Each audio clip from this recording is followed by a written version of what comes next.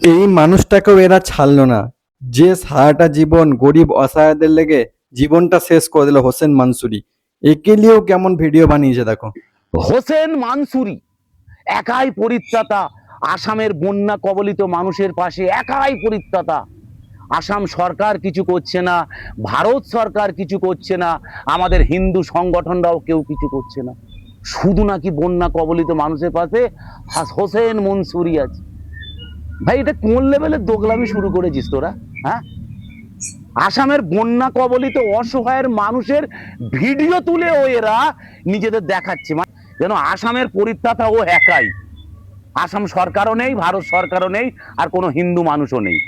আরে ভাই, অসমে 38% মুসলিম আছে, তা তোরা সেই মুসলিমদের হেল্প করতে গেছিস, কর না, কে বারণ করেছে?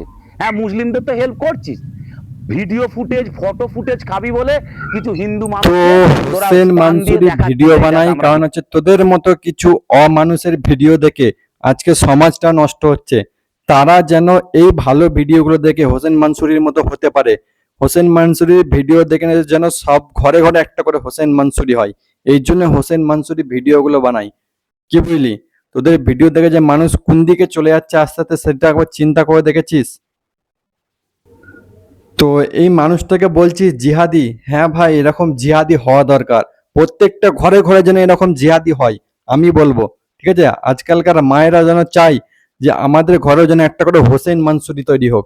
কারণ এই মানুষটাকে না আজকে গোটা পশ্চিমবাংলা কেন, গোটা দেশ ইন্ডিয়ার বাইরেও একে ভালোবাসে। আর তোদের মতো যে নফরত ফেলিয়েছিস না, সেইটাকে যদি ঠিক করতে হয় একমাত্র হোসেন মানসুরি পারবে। আর এই হোসেন মানসুরি এমনি এমনি হোসেন মানসুরি হয়ে যায়নি, তার জীবনের অর্ধেকটা দিন উনি রাস্তায় কাটিয়েছেন।